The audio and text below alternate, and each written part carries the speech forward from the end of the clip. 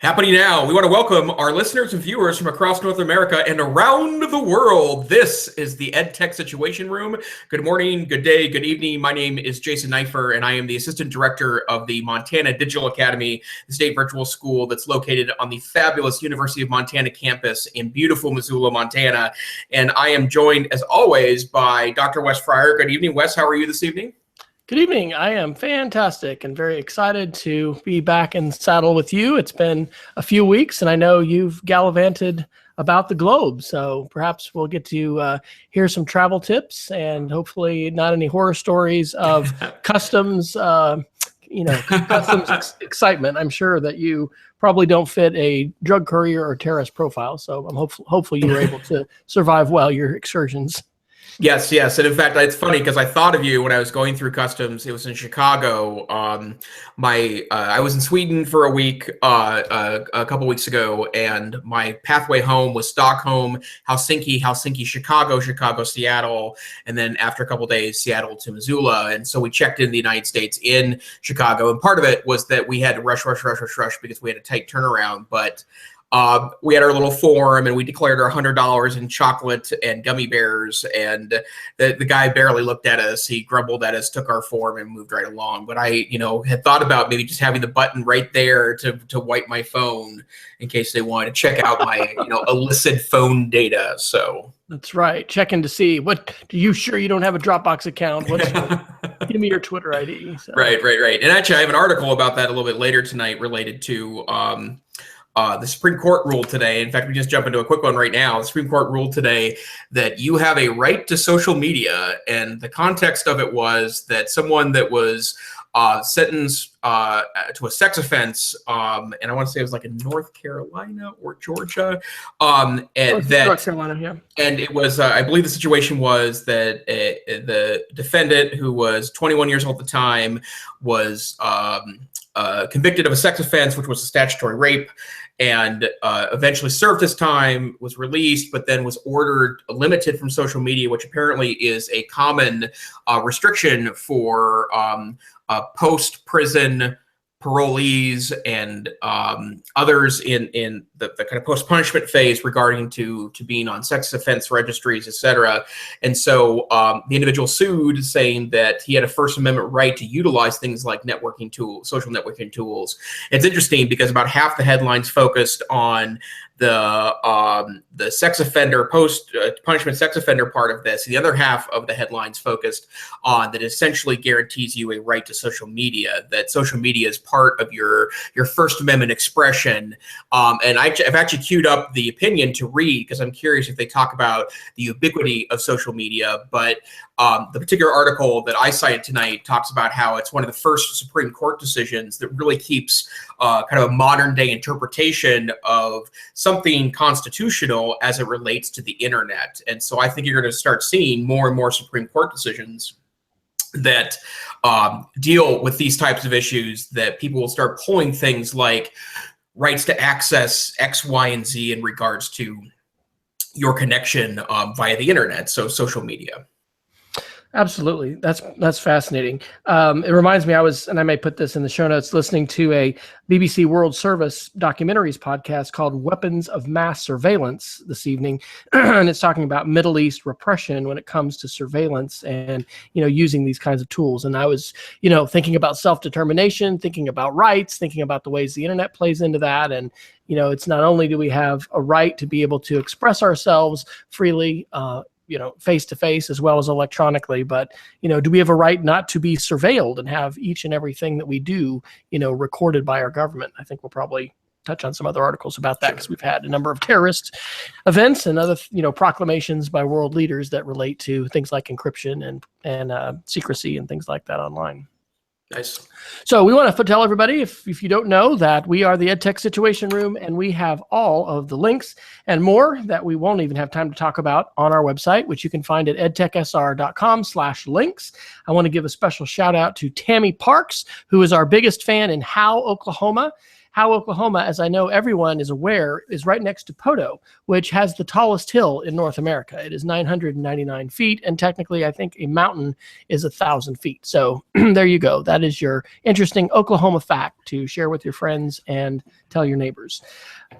We will attempt to put a educational spin on the latest technology news, and there has been a heck of a lot of things that have happened. And Jason, I was betting that you were chomping at the bit with all of the Apple announcements. I mean, it was over 2 hours. So I don't know even if we have anything like that in the show, but is there anything that has stood out for you?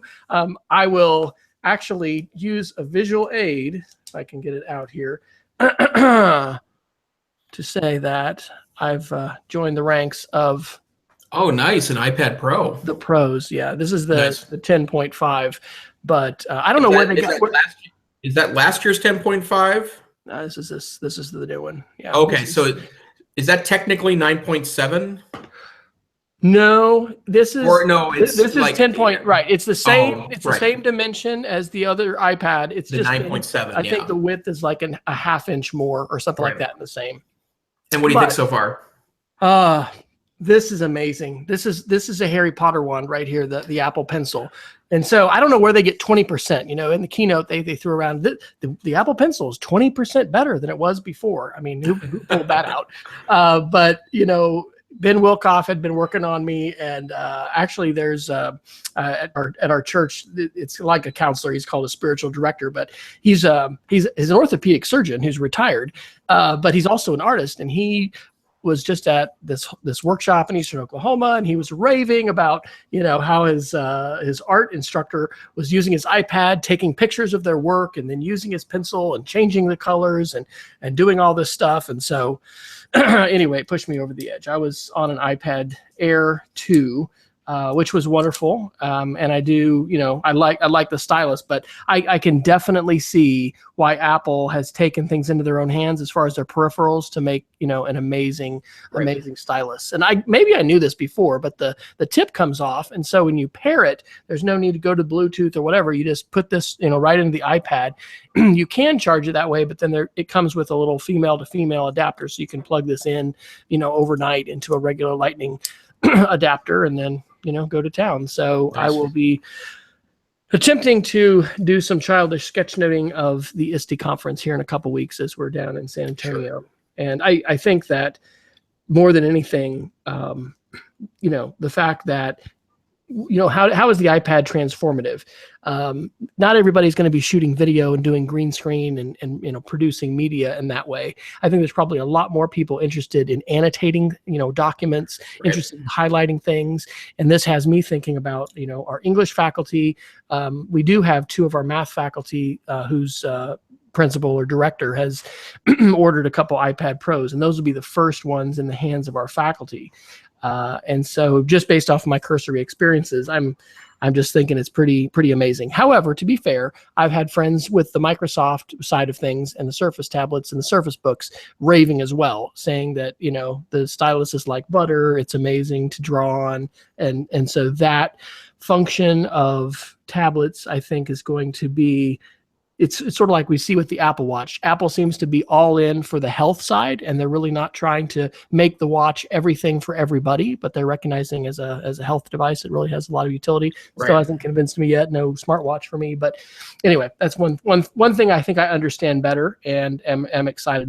I can't tell you what kind of wood mine is made of, but I mean, seriously, it is just like, it's amazing. It's definitely the best stylus, and I've tried a slew of styluses before. So what stood out for you from the keynote? Well, I think the iMac Pro is probably the piece that I found most interesting, because I do, you know, I've thought a lot about this, and I've probably openly talked about this a little too much on the podcast, but I'm kind of a lost soul in the Apple world, and part of it is that, you know, I've purchased a high-end Chromebook, and that's been very useful for me, and I've utilized, I think Windows 10 has been a great movement forward for Microsoft, and it's taken older hardware and really made it into a much more usable piece than I think Windows 7 or Windows 8.1 was doing. But the other piece of it that really hurt my connection to the community was when they released the new Mac Pro several years ago, the garbage can Mac Pro, and then I was going to wait for a generation 2, and they never really released one. Like they updated a couple of times, although not nearly as much as they should have in light of the hardware that was available in the year subsequent to the release. And so I never upgraded my Mac Pro at home, which is now a 9-year-old Mac Pro. It still runs just fine. I mean, it's not a power machine anymore by any stretch of the imagination, but it's still better than, you know, a 2 or 3-year-old PC, for example. The Mac Pro would be better. I think it's and other, I know and have heard of other professionals have been somewhat in the same boat here, but the fact that Apple seems to have moved away from professionals has really, I think, impacted the marketplace in that regard. And for them to move in the direction of a, you know, kind of high-end spec Mac iMac Pro is a really, really great evolution for them. However, of course, the downfall is in my mind that it's going to be wickedly expensive. Like, it wouldn't be, the only scenario I would have is if work decided to buy me one, which even the lowest end one would be way beyond what I would be able to expect you know, my day job to do, even though we believe by buying the right hardware for the job, a middle end iMac as it currently stands would be sufficient enough. So, but I'm glad to see him go in that direction. And I'll admit the kind of jet black iMac is beautiful. Like, it's a really nice looking piece of hardware. So I'm looking forward to you know, seeing if they can, you know, continue to evolve a bit in that particular perspective. I guess we can pick up another item of Apple news. This is Apple Insider on June 13th, 2017. Survey finds 1/3 of people interested in Apple's HomePod still more likely to buy Amazon Echo. I guess, you know, I was certainly surprised at the price point of the HomePod. Or no, am I saying that right? Yeah.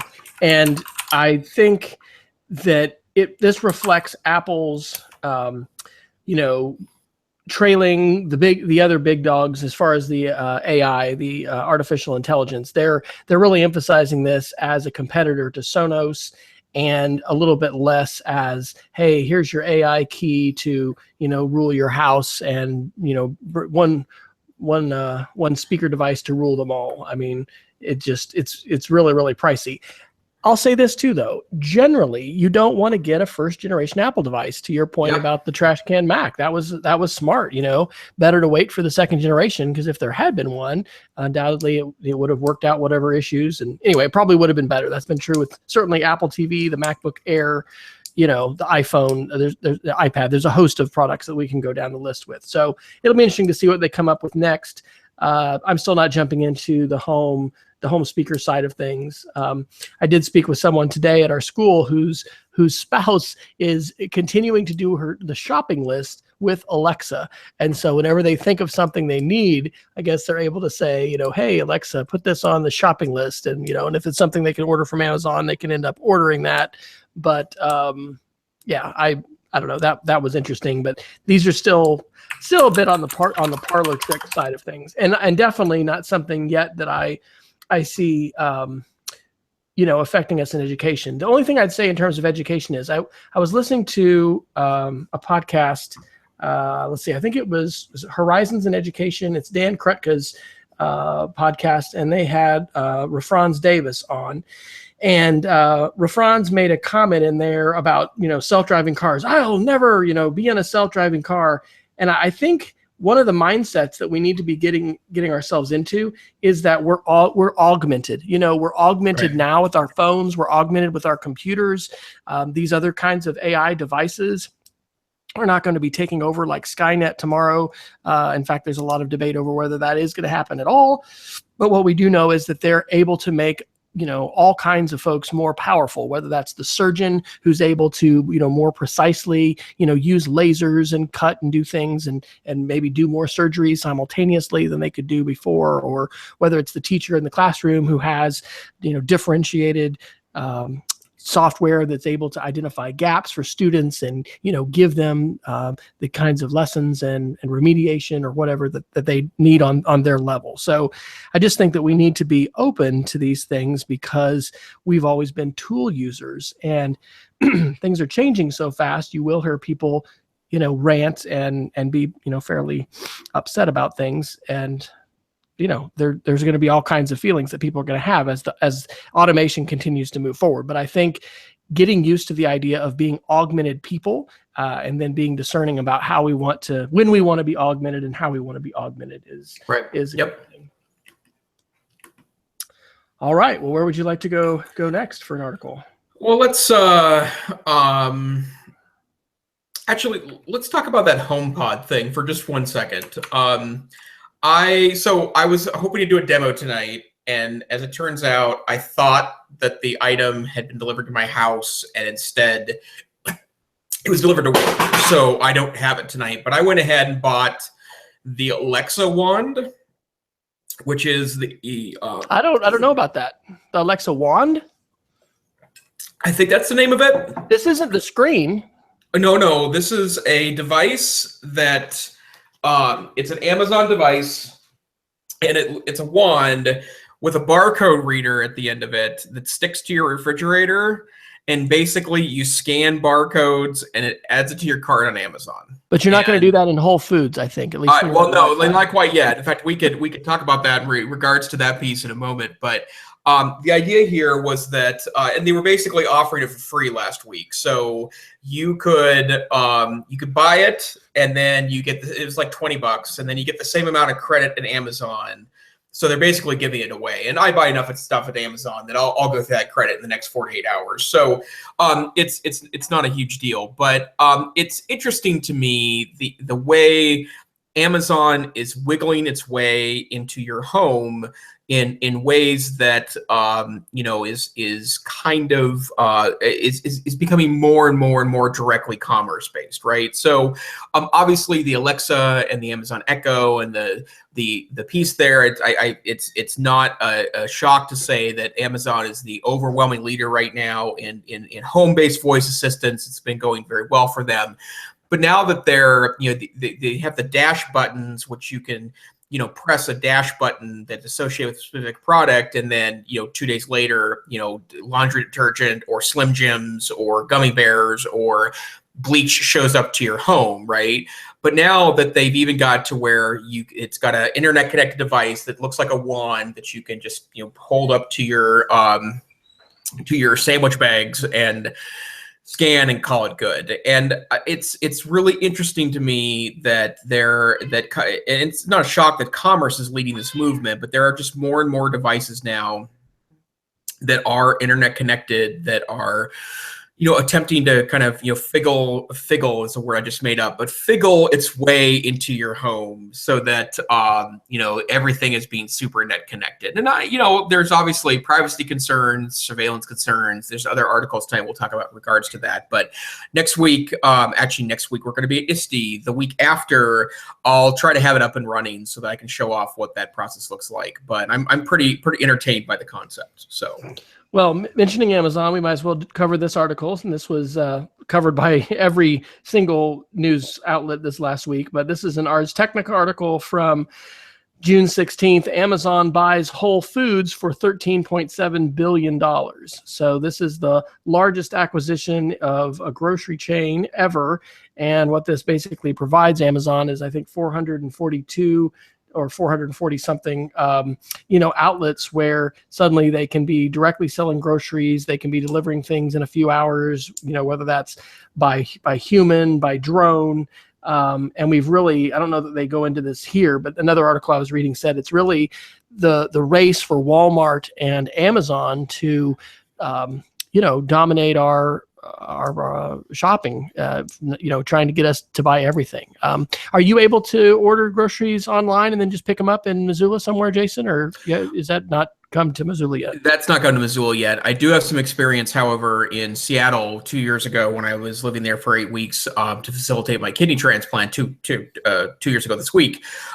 We were starting to use the Amazon Home grocery delivery service, which was free for the first 6 months or so. And Seattle was a focus city. And I got to say, I loved it. Like, it was so great to be able to You lose a little bit on the comparison shopping because they were focusing usually on one or two brands as opposed to the diversity you might find in a large supermarket, modern supermarket.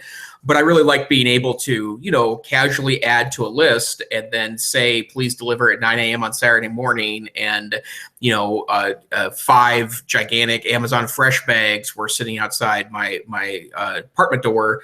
And, it was just there and good to go. And not that I hate shopping. I'm the one that does most of the grocery shopping in our family, and I don't hate it, but the ability to kind of curate a shopping list over a couple of days and just press go was pretty unbelievable. Well, and then you just gain back that hour of your life or whatever Exactly. it was to drive to the store and go back, right?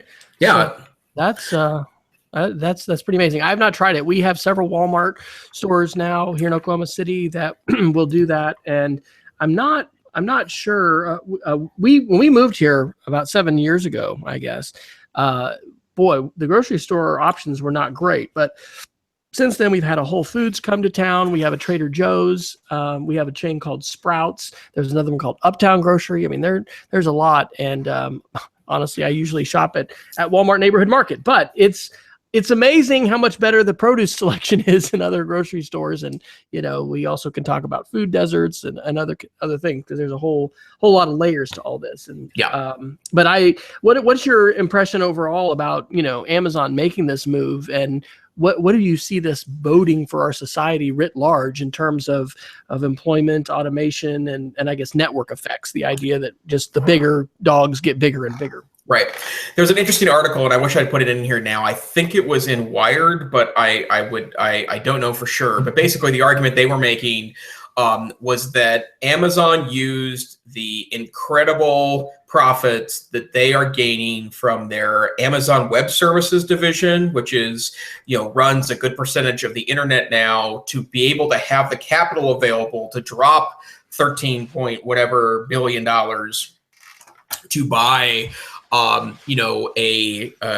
major chain like Whole Foods. And the argument that they were making was that what's interesting about that is that in 2017, chances are, if you are a business that is in any way internet connected, has a web page, has an e-commerce site, utilizes an app, chances are you're probably paying money in some way, shape, or form to Amazon, to a company that's trying to put you out of business by being competitors to formerly prosperous local businesses. Now, I don't like the argument that Amazon/Walmart is driving a business out of business, not because there isn't some truth to it, but because it's way overstating a very complex piece. I live in a town in Montana that's about 100,000 if you include the larger metro area around Missoula, Montana. And the bottom line is that if I want to buy clothing at 6 o'clock at night, the downtown retailers don't stay open past 5 or 6 o'clock at night for me to go and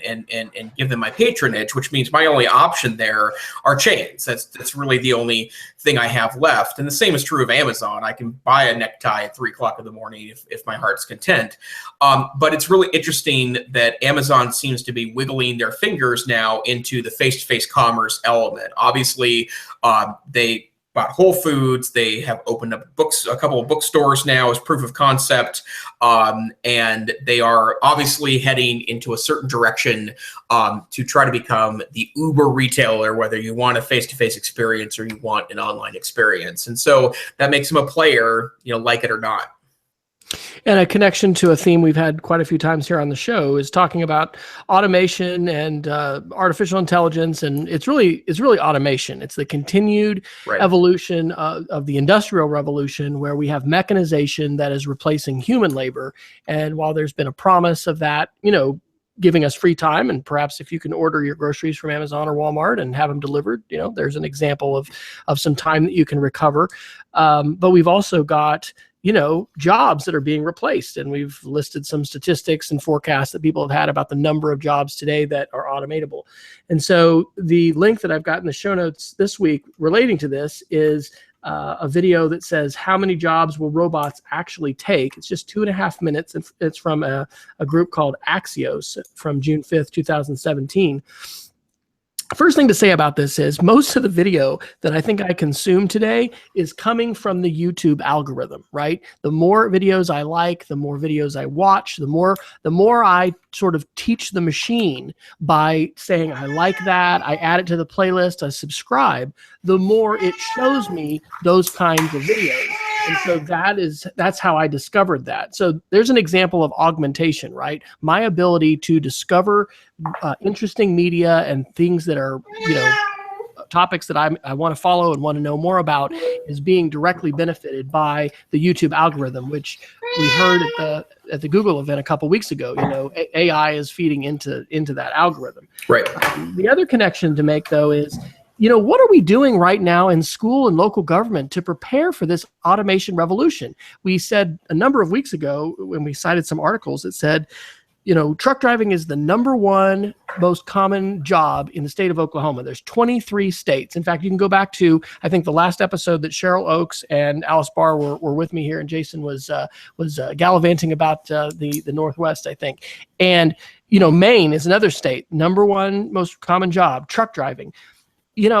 I think that these predictions are reliable, that we are going to see the disruption of taxi services, of the automobile industry, that in some places and maybe everywhere we're going to be renting our cars more than we're going to be buying them.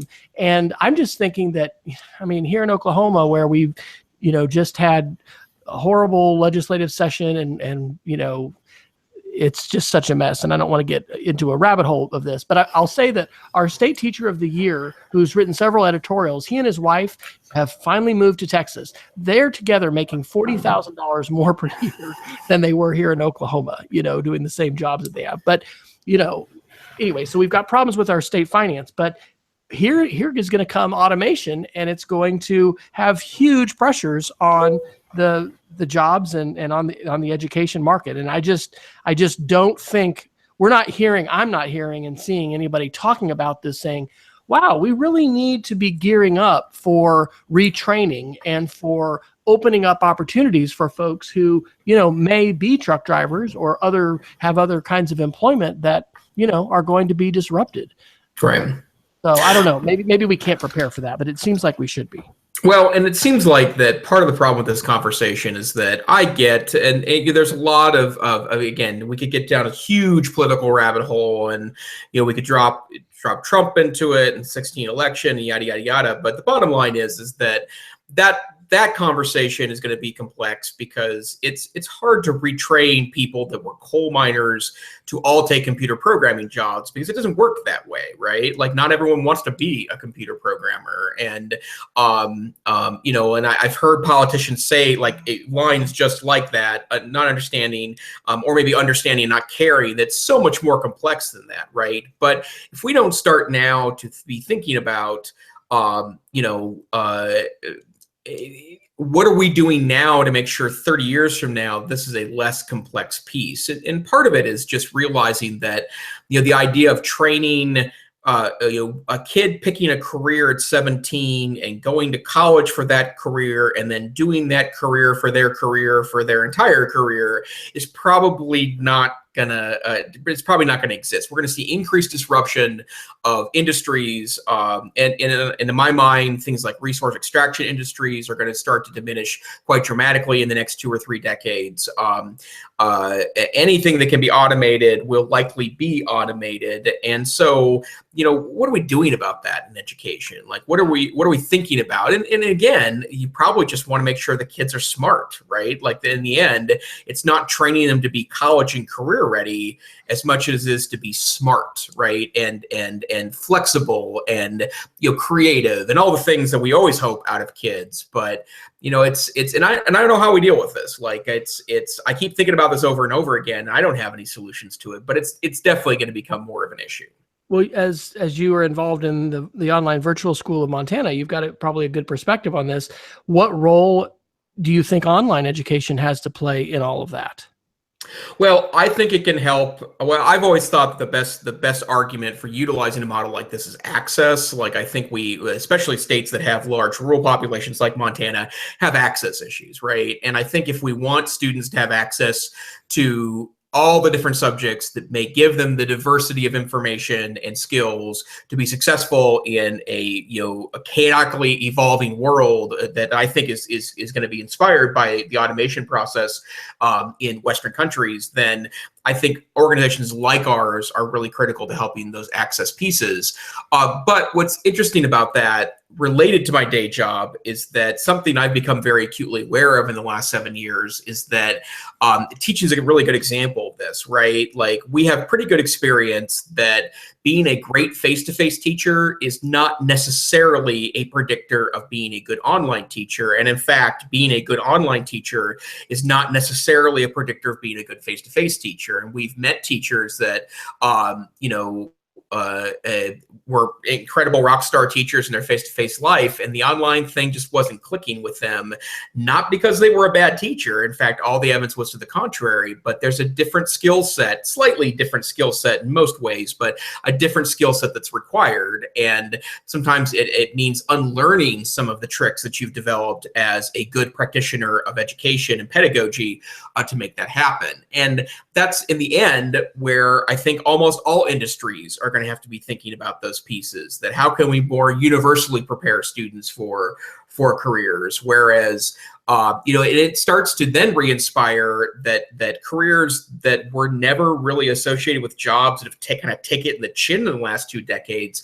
And I'm thinking of philosophy majors, I'm thinking of literature majors, those that are doing degrees that don't necessarily directly to a career. They may be better trained for a lot of the careers that are going to be available in the future automated world than those that may be learning things that get dated really quickly. But it's I think this is such a huge deal, and not that we're not talking about it, because Wes and I talk about this every other week. But the bottom line is, I'm not sure if we're having this conversation at a high enough level in schools. Absolutely. Well, I think I'd like to take us, we're about halfway through the show, to a topic that on our Google Doc many times we'll sort of organize things a little bit. We just put them kind of all in on this at the same level, in the show notes that you find on edtechsr.com.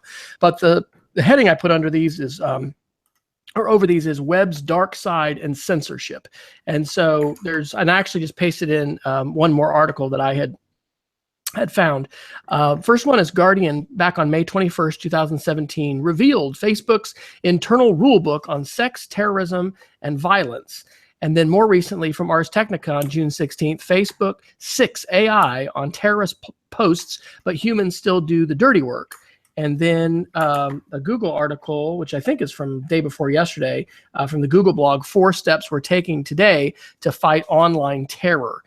And so we've got a couple different sides here, but this links to the issue of work, because people are being paid by Facebook literally 4 cents a click to try and keep the content cleaner and more appropriate for the rest of us. I have listened to a Note to Self podcast episode that was about this, and then the Audrey Waters podcast show, Confabulous, I think maybe that was one that Ben Wilkoff had recommended a few weeks ago. They talked about this in terms of a social justice issue. It's kind of crazy, because here we are, utilizing Facebook for free, and we're the product. But in many ways, we're the beneficiary of people who are hired as contract labor, who are looking at horrific things like I don't even want to say out loud, things I don't want to even imagine, but just terrible, terrible things that people are putting images of, they're trying to do live video of. And, this is really important, because certainly in schools we've dealt with this with content filters and how much we lock down the network, and to what degree do we teach kids to make good choices, and then to what degree do we make sure we've blocked those websites so they're not able to make those choices. I mean, maybe YouTube is blocked entirely, or Facebook, maybe social media as an example may be blocked entirely. So we have both Facebook and Google putting more human beings on the job. I am glad to see Facebook standing up more to their responsibility as a media company. We saw them shy away from that prior to, and I think during the election. and then we're seeing them, try to use AI. But part of what this article is saying is that's not going to do the whole thing. We're going to still need, human beings to be able to look through this. And so definitely a connection for education and digital citizenship is, images are so powerful. I have friends in the Air Force that have retired, and some have been medically retired, that were not like on the front line, so to speak, busting down doors in Iraq and, pointing M16s and shooting, at people, but they were the intelligence officers that were looking at all of these images that came out of these night raids and these attacks. And the PTSD, which they have and they will live with forever probably, is every bit as real as the PTSD which the soldiers who were actually not, breaking down the doors and bringing in the guns to these places were. And so I don't know if we appreciate today how powerful images are. They affect people differently. I was speaking with someone at school again who was talking to me just about scary movies, and she was talking about how she really has to be careful because she'll have nightmares if she's seeing certain things, and it just affects her differently. And so I think this is an important thing for us to talk about, not to shy away from. We're about to go to ISTE, the biggest, as Gary Steger says, technology boat show of the year, where everyone's going to be excited about the latest gadgets and the latest announcements. So I think it's very important that we talk about this head on, and that we, also I don't know, there's probably a societal responsibility that we have here to advocate, just as we had the what were the folks that they called the muckrakers, right? The journalists who were talking about the industrial factories and the need for better conditions, whether it was in factories producing food or other kinds of things, shining a light on those things. I think we probably need a light shown on some of this. And what's interesting is some of these, well, maybe all these companies have agreements that folks have to sign, non-disclosure agreements. So you're a contract employee, you have no health benefits, you're being subjected to all these images, you're probably going to have, a condition like PTSD, and you're signing a non-disclosure agreement, which you're basically like you're working for the government and some kind of, military or security agency saying, I'm not going to disclose what the rules are. So these articles are very enlightening, and I'm glad that we're having some of this come to light in terms of what the guidelines are, because these are big issues. And while hopefully everyone listening to this is not, facing the dark side of the web as it's discussed here, it's out there, and we live in a seek and find world. And certainly there are plenty of not just kids, but adults as well, that if they want to seek things, they will be able to find things. And this is a whole side of the internet that I think we need to, we shouldn't ignore, and we shouldn't pretend, doesn't exist in our excitement to talk about EdTech.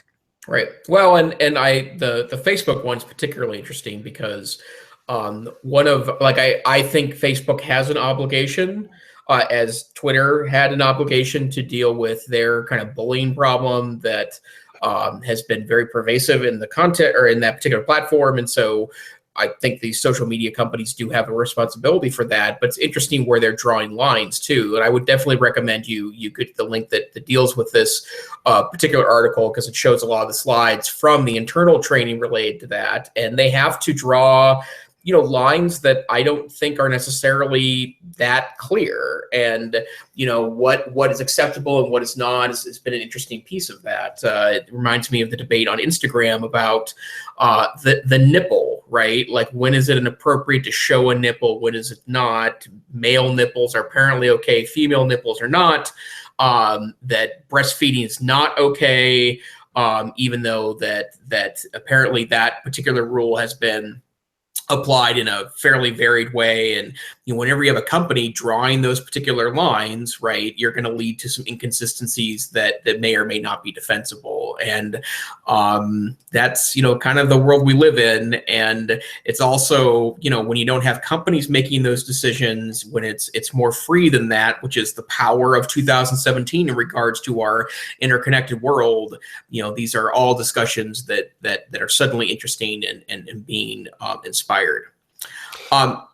Go ahead. One other thought to that is it's interesting to see how different value systems and approaches to this on a national level are being levied and coming to bear, because Google or Facebook can't have a single policy for the world. They have to look at, in Germany, what are the rules about, pro-nationalist, Nazi groups and things. And so we're living in an incredibly fascinating day where there is an emerging global culture, but we certainly have a lot of censorship, particularly I will drop the link to that Middle East weapons of mass surveillance or weapons of whatever that article was I was just saying was the BBC World Service.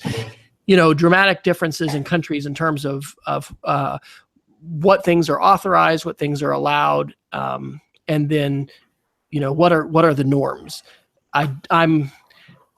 I'm hopeful that we're going to. This is why digital citizenship education is so important, right? And it's got to go beyond. Don't be stupid and post drinking pictures or drug use pictures, on your website. And so, on a personal note, we've just done our update to our budget and our proposals for this digital citizenship team that we're a part of, and I'm really looking forward to the activities. I can do more updates about that later, but basically we're going to do a fall retreat and an ed camp in the spring focused on digital citizenship, and then different events to reach out to students and parents. And I just think it's so critical that we equip our teachers to talk about these issues with students and to grapple with them, because I think if it would be easy in some cases to stick to the curriculum, and I'll pretty much guarantee you the curriculum is not going to talk about a lot of these issues, but they're really important ones in terms of, things to share, things to not, how do we choose to walk these different lines between content and platforms and things that are shared, and what we choose to do about it when we become aware of it, et cetera. And then maybe an interesting side note related to that, because you mentioned the notion of teaching more direct instruction on digital citizenship. There's a really fascinating article that actually I thought was a New York Times article, but now that I'm looking at it, it's a Reuters article that appeared in today's New York Times to talk about how apparently several years ago the government of Mexico started investing very heavily in cyber spying tools, they said at the time, to focus on criminals. Like they wanted the ability to regulate and investigate crime in a 21st century way, right? Like that a lot of the crime now, it benefits very dramatically by our interconnected world. Well, a number of people have filed complaints with the federal government in Mexico that the government has been using these tools to spy on prominent critics of the government, journalists, and others that would otherwise be protected in any sort of regime that protects free speech. And that goes back to me to this notion that you don't want to be paranoid, right? But at the same time, like all these devices with all their tentacles in sensitive and non-sensitive parts of your life, like that's a very serious deal that we need to be somewhat both understanding of, and then make conscious decisions before we put any data in those systems. And I probably more blindly trust a lot of these corporations than I should, but those are always choices I make as a fairly informed and savvy consumer. And those are also discussions that need to be happening in schools as well. Absolutely. Well, I went ahead and just moved that article under the headline surveillance. So that one was June 19th. A couple other articles on the surveillance note. Oh, and I'll say this before we share any new articles. I've been invited, and I haven't signed the contract yet, but I'm hopeful this is going to work out, to do the opening keynote in Ohio at their state EdTech conference in February. Nice. And so shout out to those in Ohio listening to the show, because our discussions about surveillance, privacy, digital citizenship, as well as I think perhaps the TEDx that I gave last November about digital citizenship in the surveillance state, has had something to do with that. But on the surveillance front this week, John McCain was along with many other senators, saying some pretty interesting things in the hearings that we have had with Mr. Comey other representatives of the security state. And this was on CNBC on June 7th. He commented on how we're living in an Orwellian existence because we had some things in the Washington Post that were, public knowledge, but yet in a Senate hearing, these officials were not willing to talk about these kinds of things. And so it's just pretty fascinating, the things, even in our ostensibly, and we are relative to a lot of countries, very, very free and open, but there's a lot of things that are still, kept under wraps and are secret. And the role that surveillance is playing in all of this is hugely important. And so I did drop the link to the Weapons of Mass Surveillance BBC News program in there. And then this article is pretty interesting. I don't even remember where I found this, but this was a November 2016 article, and this wasn't a mainstream media website. This is a personal blog by Vanima Sander, but it's called "Why I Won't Recommend Signal Anymore." And I am not going to say that I agree with this, but the contention here is that these tools like Tor, which is a browser used to ostensibly be anonymous when you're online, so that if you're in Qatar or Saudi Arabia or UAE or these countries that we know for a fact are doing, the United States is too, but they're not only doing mass surveillance, but they're also locking people in prison, for posting things on Twitter. I mean, that's happening in some Middle Eastern countries. She's saying that the basis of all this is the U.S. intelligence apparatus. And so she thinks in a number of years, it's going to come out that the U.S. intelligence agency, along with others agencies, can crack those along with Signal, and that there is no actual privacy. And so I think this is super interesting, right? I may be on a watch list today because I've experimented with Tor and I run it every once in a while. And, certain folks may wonder, why would he be running Tor? I wonder if he has something to hide. We don't know. We're not sure. We today do not have the right to ask corporations the information they gather about us and the information they have about us. And we also have very limited ability to ask the government. We can file freedom of information, requests and things like that. But where are you on your thinking about surveillance, Jason? If we still don't have the tinfoil hat, we've talked about it. So I'm just going to tell people before the year is out, I think someone's going to have a tinfoil hat on here. Yeah. The funny thing about this discussion is that you read the types of things that people see as suspicious behavior, like using the Tor network. And for those of you unaware of the Tor network, it's a distributed internet. It's almost like a VPN, although it doesn't keep you necessarily private in that way. But basically, a bunch of folks have agreed to, and including a notable number of public libraries, have agreed to allow their internet connection to be used in a distributed way to kind of divide up all of internet traffic into little tiny pieces so that you can't be tracked. So if I go to your website right now and I'm for my home internet, you can see my IP address. It probably wouldn't be that difficult to piece together information about me because of the browser that I use and the resolution of my screen and the IP address that I use. You leave kind of a trail on the internet. What the Tor browser does is essentially it allows you to go inside the Tor network, and when you request information from the internet, it pulls it from a bunch of diverse locations, which dramatically decreases the ability of someone to track that particular information. And you can get a Tor browser on your phone. You can get an easy Tor browser on your computer. It's based on Firefox. It's a really easy to download piece.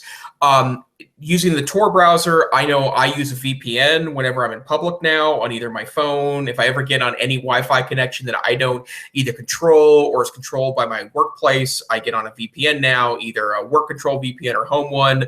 What do you use? What service? I use Private Internet Access, PIA, which is I think they're a Netherlands-based company, but they have about 300 nodes worldwide, including about 24 in the United States. It's fast. It's easy. It costs less than $50 a year. It allows me up to 5 devices.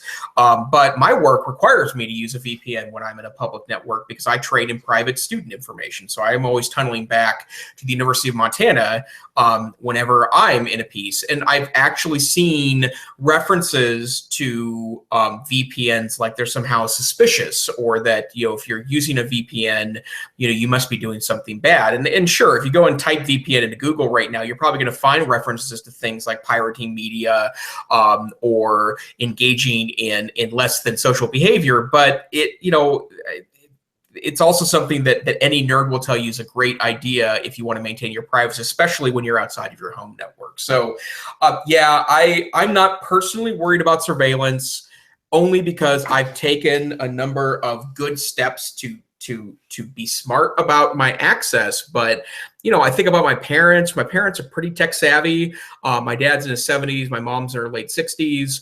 But like they have a binder with their passwords in it, right? Like their router password was recently updated to make it more secure, but like they're not super engaged in those pieces, and no one's really after my parents, right?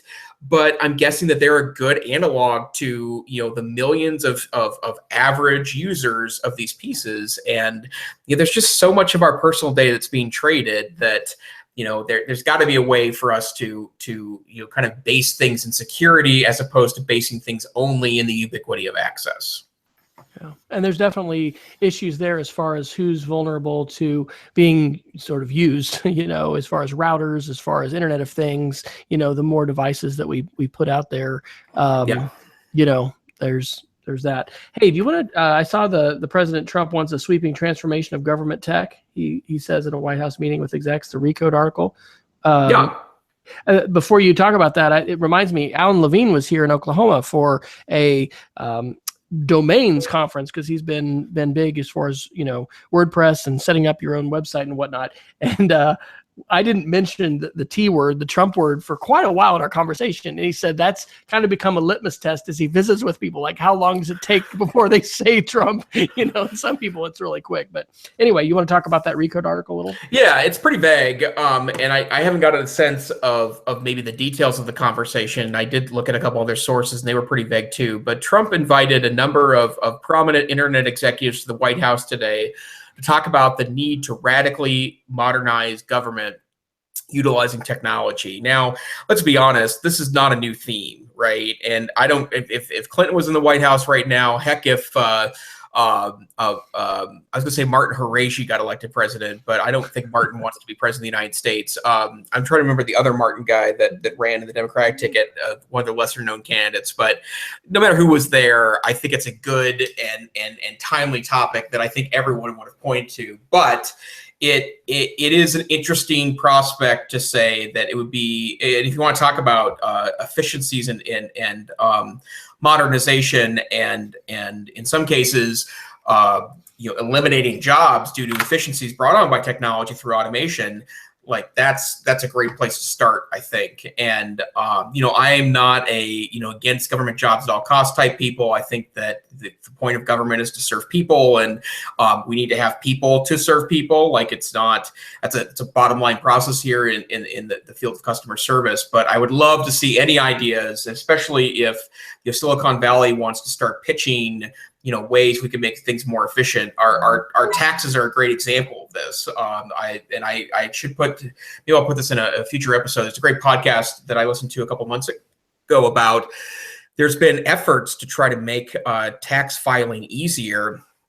Interestingly enough, the reason why none of them have taken off is because Intuit, the people that make TurboTax, have lobbied very aggressively against that, especially for state level pieces. But ways to make those pieces more efficient would be, I think, most welcome. So I, in an era where I'm sure no one's surprised if you follow me in social media at all, that I'm not particularly happy with the current administration. But to have a topic introduced like this, I think is a positive direction, and I hope that something comes of this.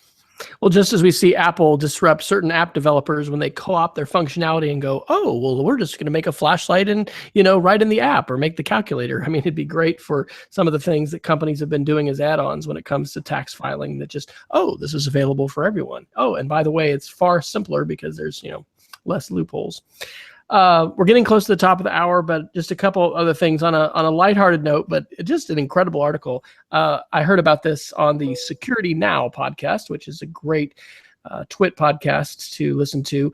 This is The Guardian on May 31st. Ethiopia turns off internet nationwide as students sit exams.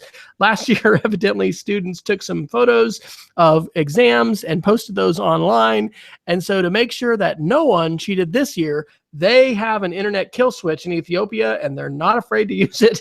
And so they actually turned internet off in the entire country. I don't think we have to worry about that happening. But if you want to talk, because, we don't have a kill switch in the United States. There's been talk about that. But, talk about the tail wagging the dog with testing. That just, it seems crazy that would happen. And I don't think it's fake news. This was The Guardian reporting this. So I think this actually happened. And then in the world of security, a bunch of articles here, but the middle article there, British Defense Secretary unable to deny Trident nuclear submarines run on same outdated software hackers exploited to cripple the NHS systems, which that was the WannaCry ransomware virus. And yes, we're talking about Windows XP. So perhaps it's air-gapped being in submarines, but it talks about the customizations. In fact, what did they say that was called? There was a name for it that was wasn't Windows Submarine, but it was something that they had done to customize it. But just like, it's interesting because some of our banking systems that run on COBOL and these really ancient programs actually may be more mature, maybe more secure, because they are not running something that's hackable that hackers are going to be able to have the direct access to. I'm honestly a little concerned with saying, hey, let's privatize the FCC, to make it more safe, because I think it's pretty safe now. And anyway, we have the headquarters of the FCC here in Oklahoma City, and know some different people that work there. But on the note of Windows XP, there was a Microsoft article. Maybe I already marked that one out. No, I guess that's the first one. Microsoft releases additional updates for 4 older platforms to protect against potential nation-state activity. And that was from Microsoft TechNet on June 13th. So this is pretty amazing, right? Microsoft announced a few years back, hey, we're going to drop support for XP. The security patches are over. You're just on your own. Disable those platforms. But they've seen such an impact for this WannaCry virus and for other things that, they've actually released more patches. I think, as we've talked on the show, a lot of those in some countries have actually been pirated versions of those, which are not going to be receiving patches. But, pretty fascinating. And we've been having some conversations at school about older parents and how older parents can sometimes get themselves in trouble with things they click on and they install, et cetera, and the benefits of a more protected, sandboxed environment like the iPad iOS or something else like that, just doesn't have as much potential for somebody to click on something and, oh, look what you got, look what you've installed on your system now. So any comments about those security articles or anything else you want to comment on before Geeks of the Week? I think that it's going to become a regular occurrence that sites are going to get hacked, and that it's going to lead to impact to us as citizens and consumers. And so I still don't know what we do about this. I did note that, or I think one of the articles you had posted, Wes, talked about that Windows stepped in and patched Windows XP, which is something that they promised they would never ever do. They had to cut the apron strings with Windows XP and set it afloat to get people to move to a more a modern operating system. They felt so compelled by recent hacks that they wanted to patch up those pieces. They went back and updated like 15-year-old server software, and I guess XP now is 16-year-old desktop software to be able to deal with that. But the bottom line is that systems move on, and I still laugh every time I go to an airport and I see a either a blue screen of death or an error message that clearly is Windows XP, and it's like, I don't want my airports running Windows XP. So, I think that's an interesting piece that we have to be hyper aware of. Well, I did a screenshot of our articles and used the old pencil to mark through. We did pretty well covering them tonight. Why don't we do some Geeks of the Week? And actually, maybe before that, we had to tell people we're gonna try to do a session from ISTE next week.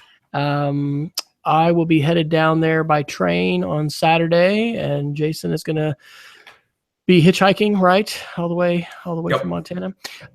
We will try to do a show. We're thinking late on Monday. So actually, yeah, it'll be a week from tonight if all goes well. But we did a show last year, and it'll be interesting to see what's announced. And I'm looking forward to having a busy time. Normally, I'm not quite as busy, so who knows? Maybe I'll have pulled my hair out and I will be bald and I'll wear a hat for the show. But we'll try to bring some news from San Antonio next week. So. What is your Geek of the Week this time? Well,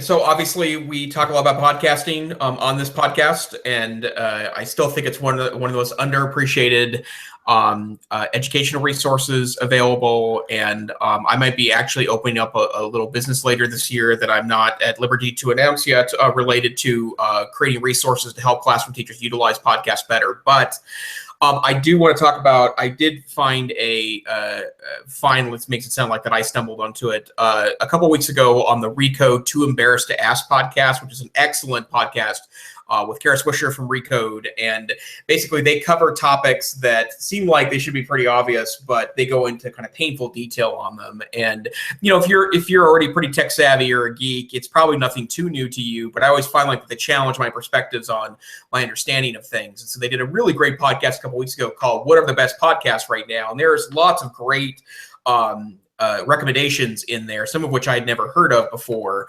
But the thing that I pulled most from that was their guest had come from the 60dB app.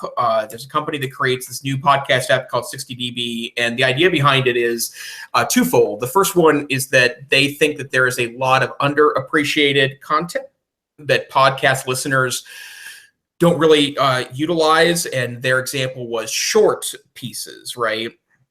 6-minute, 10-minute, 11-minute pieces that are not the kind of long.